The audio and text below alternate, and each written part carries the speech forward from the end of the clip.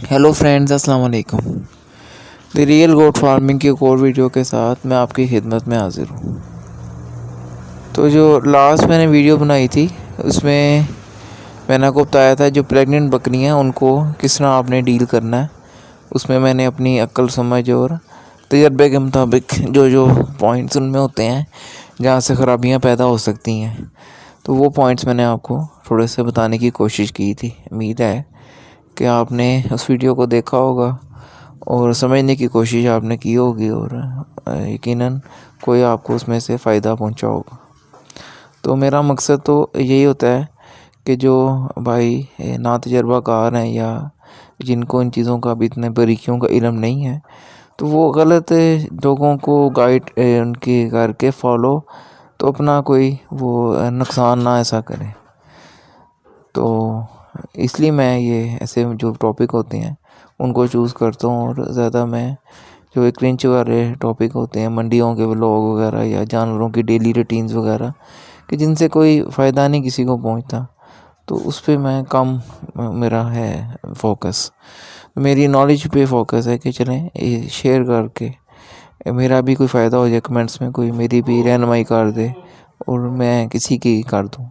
तो इस तरीके से हम भाई दूसरे की करते हैं, दूसरे को गाइड कर लेते हैं।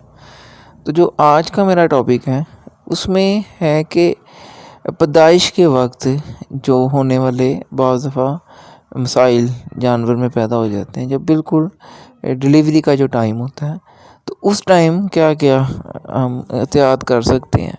और बहुत ज़्यादा वो एक नाजुक और गिरां वक्त होता है जानवर पे भी और मालिक पे भी। तो उसमें हम कौन से ऐसी चीज़ें हैं जिनको हम इग्नोर हमने नहीं करना, और उसके बाद अगर कोई मसला मसाइल पैदा हो जाता है तो उसमें हम किस तरीके से अपने जानवर की मदद कर सकते हैं। तो इसमें जो सबसे पहले एक पॉइंट आ जाता है वो ये कि आपका जो जानवर है जब वो बयानत का उसका वक्त आ जाए, ठीक है जी, तो आप पहले तो सबसे पहले जो डेट उसकी हमेशा कोशिश करें कि नोट करें आप जानवर की। हमेशा जो आपकी जो बकरी क्रॉस होती है तो सबसे पहले आप उसकी डेट नोट कर लें। अगर वो रिपीट हो जाती है तो उसकी डेट आप दोबारा नोट कर लें, लेकिन डेट आप लाजमी उसकी नोट करें, चाहे आपको 10 दफ़ा करनी पड़े। लेकिन ये ना सोचें कि इसने रिपीट हो जाना है या इसने पता नहीं होना है कि नहीं होना है या अंदाजे से मैं याद रखूँ। उसकी डेट आप मस्ट उसकी आप नोट कर लें। तो आमतौर पे ये 150 जो दिन होते हैं आलमोस्ट ये बन जाते हैं जानवर के सोने के लिए। और जो उसकी निशानियों में हवाने के हुजम में नुमाया इजाफा और थनों में दूध की आमद और जो सुहार पेशाब गाह है वो बहुत ज़्यादा खुल जाती है, नरम हो जाती है, एक सूजी मालूम होती है। उसके अलावा जो उसका पिछला हिस्सा पुट्ठे का हिस्सा होता है, दुम वाला जो जोड़ है, वो आमतौर पे उसमें काफ़ी ज़्यादा गड़े से पड़ जाते हैं। इनको कहते हैं पंजाबी में पूड़े पड़ जाना कहते हैं। तो ये इसकी अहम तरीन जो अलामात हैं, ये बिल्कुल जो नियर टू बर्थ होती हैं, 1 दिन पहले या 4 दिन पहले ये अलामात ज़ाहिर हो जाती हैं, ठीक है। आखिरी जो अलामात हैं जिसमें जानवर बिल्कुल तैयारी कर लेता है बच्चे को पैदा करने की, उसमें जानवर अक्सर एक साइड पे होके खड़े हो जाते हैं, बाकी जानवरों से बच के वो किसी कॉर्नर में या दीवार के साथ निस्बतन जो गैर जो मारूफ जगह हो वहाँ पे चले जाते हैं। और उसमें उनकी कोशिश यही होती है कि वो नरम जगह का वो इंतखाब करें, चाहे वो नीचे गोबर हो या मली हो या रेत मट्टी हो, तो ऐसी जगह का आमतौर पर जानवर इंतखाब करते हैं।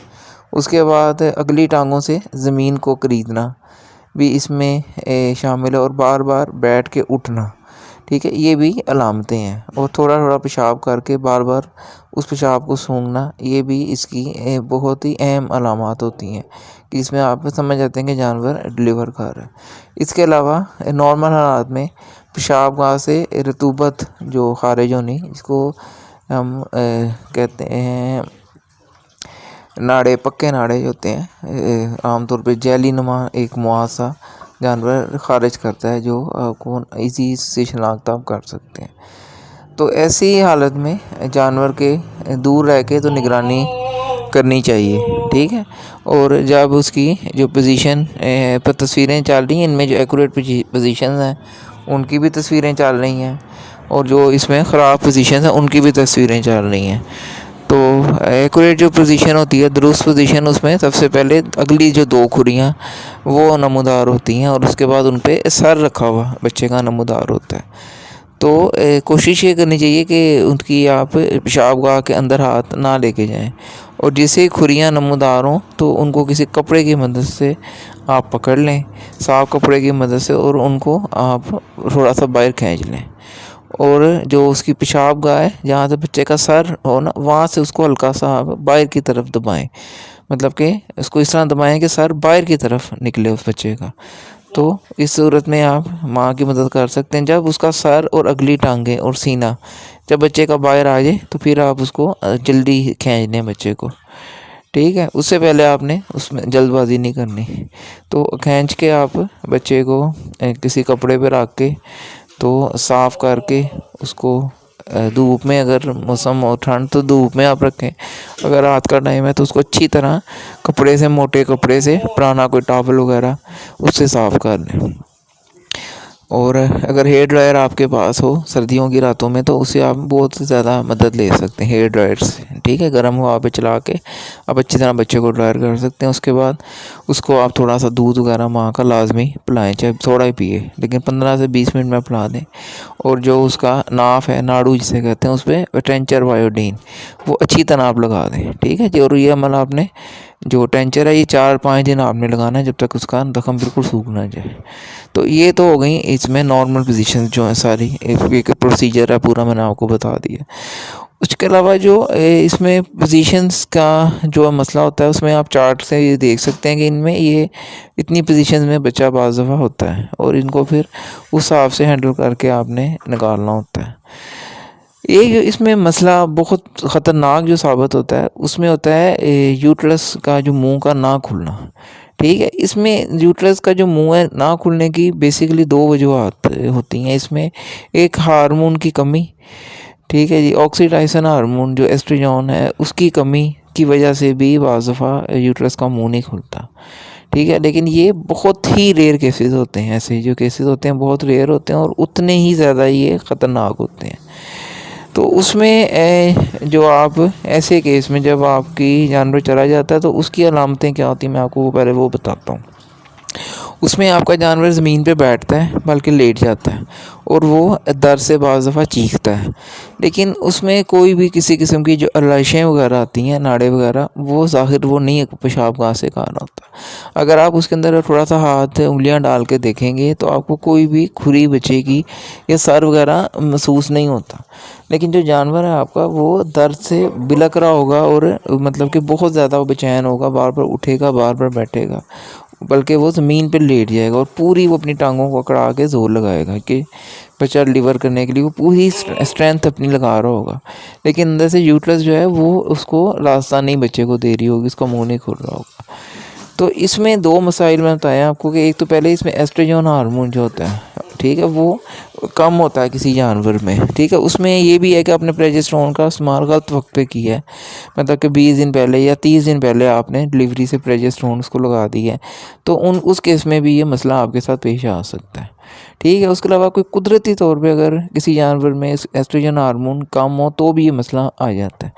तो अगर तो ये हार्मोनिक का मसला है तो इसमें सबसे पहले जो पसमा वाला टीका ऑक्सीटाइसन, जो गाय को पसमाने के लिए, भैंस को दूध उतारने के लिए एक टीका इस्तेमाल होता है, वो आप 2.5 से 3 cc उसको आप इंटरमस्कुलर लगा दें अपनी बकरी को, ठीक है जी। जब आप देख लें कि 15 से 20 मिनट या 1 घंटे में वो इस तकलीफ़ में है और वो कोई भी उसका भी मुंह नहीं खुल रहा तो आप लगा सकते हैं, ठीक है। उसका कोई इतना ज़्यादा साइड इफ़ेक्ट किसी किस्म का नहीं होता, तो आप वो लगा देते हैं। अब इसके बाद जो ये एक नॉर्मल पोजीशन हो गई थी, अलग रहे कि इसमें जो जानवर ऐसा होता है तो वो इस ऑक्सीटाइसन से ही क्लियर हो जाए, ठीक है जी। उसका जो यूट्रस का मुंह आमतौर पे 1 घंटे, 1.5-2 घंटे आपको सब्र करना पड़ता है, तो उसमें उसका मुंह आमतौर पे खुल जाता है, ठीक है जी। ये तो एक बिल्कुल सिंपल समझें कि मसला हल हो गया आपका, मतलब कि एक सिंपल मसला ये हल हो गया।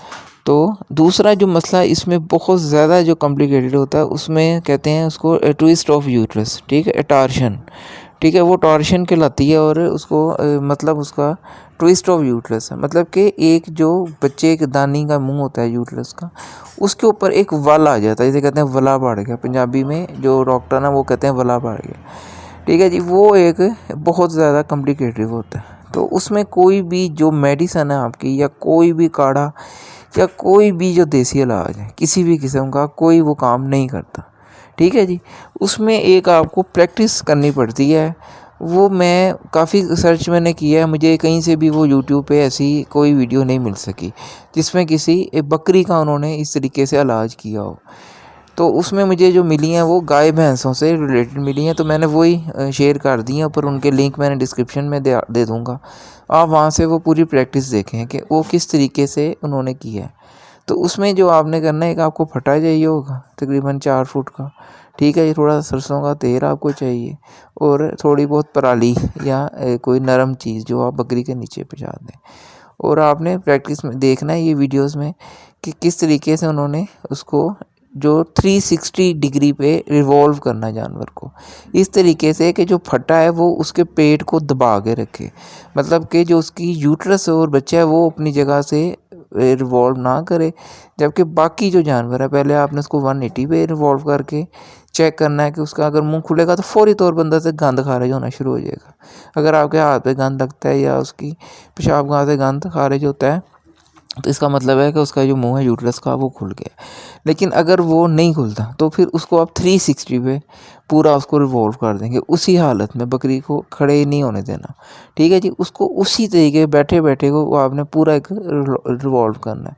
तो 360 पे जब रिवॉल्व करते हैं तो आमतौर पे जानवर का जो मुंह होता है यूट्रस का, वो जो वले वाला मुंह होता है वो खुल जाता है और जानवर डिलीवर कर देता है, ठीक है। ये इसकी जो एक मैनुअली आखिरी जो पोजीशन रह जाती है। इससे आगे फिर सर्जरी में जानवर चला जाता है, जो किसी आम आदमी का बस का काम नहीं है। उसमें सिर्फ जो माहिर डॉक्टर सर्जन एक हाइजेनिक माहौल में वो काम कर सकते हैं, ठीक है जी। वो आम नहीं हम कर सकते। तो अल्लाह इन चीज़ों से बचाए, लेकिन हमारा लिए एक हिस्सा है, तो इसलिए डिस्कस करना इसको ज़रूरी था। पूरी वजाहत के लिए आप ये लिंक में जाएं और वीडियो देखें वहाँ से, तो आप देखें कि टॉर्शन क्या होती है और किस तरीके से उससे निपटा जाता है। क्योंकि अक्सर जो मैंने देखा है कि लोग वो काढ़े और टीके और इस तरह के इलाज करते रहते हैं जिनका कोई भी असर इस बीमारी में नहीं होता, ठीक है। इसमें आपको ये प्रैक्टिस करनी पड़ती है, और इससे ही जानवर जो बचते हैं आज तक जितने भी बचे हैं, ठीक है। तो वो आप ये देखें और इसको पहले जज करना सीखें कि किन हालात में ये ज़रूरत पड़ती है कि जब यूट्रस ट्विस्ट कर जाती है। अच्छा, मैं आपको चलें, अब ये बात तो लंबी हो जाएगी, लेकिन इसकी वजह भी बता दूं कि ट्विस्ट ऑफ यूट्रस या टॉर्शन इसकी वजूहात क्या हैं। इसकी जो मेन वजूहात में जानवर का बहुत ज़्यादा उछल कूद करना भी शामिल है।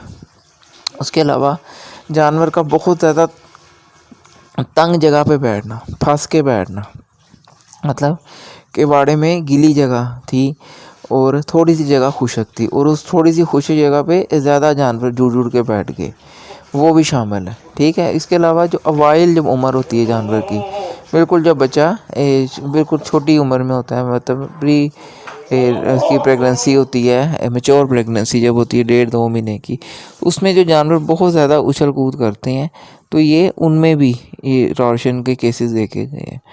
तो ये 2-3 इनकी वजूहात हैं, बाकी इसकी हतमी कोई वजूहात आज तक समझ नहीं आ सकी कि ये किस तरह होता है, क्यों उसको ट्विस्ट होता है। लेकिन इसमें जो इलाज है वो ये, इसका जो आप देख रहे हैं प्रैक्टिकल तरीका, वो यही इसका एक इलाज है। और अगर हार्मोन की कमी होगी तो वो आप उसमें ऑक्सीडाइसन इंजेक्शन वो इस्तेमाल आप कर सकते हैं 2.5 से 3 ml। तो हार्मोन्स अगर कम होंगे तो वो हार्मोन उसको पूरे कर देगा, यूट्रस का मुंह उसका खुल जाएगा। लेकिन जो ट्विस्ट ऑफ यूट्रस टॉर्शन है उसमें फिर कोई इंजेक्शन, कोई काढ़ा, देसी इलाज, टोटका तरीका काम नहीं करता। मास है ये जो एक इसका तरीका है जिसमें आप जानवर को 360, पहले 180 पे आपने रिवॉल्व करना, उसके बाद फिर 360 पे उसको आपने रिवॉल्व करना है जानवर को, और उसको फट्टे की मदद से उसके पेट को हल्का सा दबा के रखना कि वो अपनी जगह से ना हिले। और इसमें आपने ज़्यादा नहीं देर करनी, 4 से 6 घंटे में आपने इसको अमल को कर लेना। और बेहतर है कि कोई डॉक्टर जो है, माहिर तरीन जो डॉक्टर हों, उनसे आप अपना कॉन्टैक्ट लाजमी रखें। और जबकि ऐसे कोई अगर अल्लाह ना करे किसी को कोई केस में जो आए, तो फ़ौरी तौर पे आप उनसे रब्ता कर सकें। तो ये बिल्कुल आप अपनी एक हिफ्ज़ मुक़द्दम के तौर पे जो अपने एरियाज़ के डॉक्टर हैं, जो काबिल डॉक्टर हैं, उनका पता करके उनके नंबर आप अपने पास रखें। उसके अलावा जो बकरियां आपकी, उनकी डेटें नोट करके रखें कि उन्होंने कब सोना है। जब वो सोने की उनकी डेट हो तो उनको आप 24 घंटे, मतलब कि 24 घंटे दिन और रात उनको अपनी निगरानी में रखें। उनके उठने बैठने सब जो पोजीशन है आपने उनकी देखनी है। इसमें एक और जो केस में ये भी होता है कि बाद बच्चे का मुंह अंदर की तरफ होता है और पिछली टांगें उसकी बाहर की तरफ होती हैं। तो उस हालत में भी जो जानवर है वो ज़ोर लगाता है, ठीक है, लेकिन वो बच्चा डिलीवर नहीं कर सकता क्योंकि बच्चा अंदर की तरफ ज़ोर लगा रहा होता है। तो उस हालत में आप थोड़ी सी उंगलियां अंदर करके तो उसकी देखेंगे, आपको 2 टांगें बच्चे की महसूस हो जाएंगी और दुम जो है वो तो नहीं होती, लेकिन जो उसके पिछले घुटने होते हैं ना, उससे महसूस हो जाता है। और खुरों से कि ये पिछली टांग है, तो उसको पकड़ कर आराम से बच्चे को बाहर खींच लें उस हालत में भी। और ये पूरा एक चार्ट है जिसमें बच्चों की पोजीशंस आपको नज़र आ जाएंगी कि किस किस पोजीशन में बच्चा माँ के पेट में होता है जब डिलीवरी का टाइम आता है। तो ये आप देखें, और ये इसको इस तरह है कि मैनुअली फिर उस टाइम समझना पड़ता है हाथ डाल के कि इस बच्चे की क्या पोजीशन है, और उस तरीके से फिर उसको बच्चे को डिलीवर करवाना पड़ता है माँ की मदद करके। तो बच्चे को डिलीवर करवाना पड़ता है। तो इसके लिए ज़रूरी है कि बकरी आपकी ऑब्जर्वेशन में लाजमी हो। और जब 3 से 4 घंटे गुजर जाएँ और बच्चा ना डिलीवर हो और बकरी बैठ रही है, उठ रही है परेशान, तो आप समझ जाएँ कि कोई इसमें एबनॉर्मलिटी है। तो इससे लेट आपने नहीं उसको करना, उसको फ़ौरी तौर पे आपने नोटिस लेना है, चाहे डॉक्टर को बुलाएं या ख़ुद। तो आपने इसमें फ़ौरी तौर पे नोटिस लेना है। 4 से 6 घंटे इनफ है, इससे ज़्यादा आपने बात को आगे नहीं जाने देना। तो उम्मीद है कि इस वीडियो में कुछ आपको मालूमात मिल जाएगी। और टॉर्शन का जो पूरा तरीका है खोलने का, वो लफ्ज़ों में बयान करना मुमकिन नहीं है मेरे लिए। उसके लिए मैंने डिस्क्रिप्शन में लिंक एक दे दिया है, ठीक है जी, वहाँ से आपने वो वीडियो देखनी है और आपने उस तरीके को समझने की कोशिश करनी है। तो और कोई बात अगर आप पूछना चाहें तो कमेंट्स बॉक्स में या व्हाट्सएप नंबर से आप पूछ सकते हैं। तो अल्लाह करे आपके जानवर खैर सलामत रहें और आप भी खुश रहें। तो दुआओं में याद रखिएगा। अल्लाह हाफ़िज़। काफ़ी रिसर्च के बाद, ढूंढने के बाद, एक मुझे वीडियो ऐसी मिली है जिसमें उन्होंने ये प्रैक्टिस दिखाई हुई है। तो वो वीडियो मैंने आगे शेयर कर दी, उसका लिंक भी मैंने दे दिया है।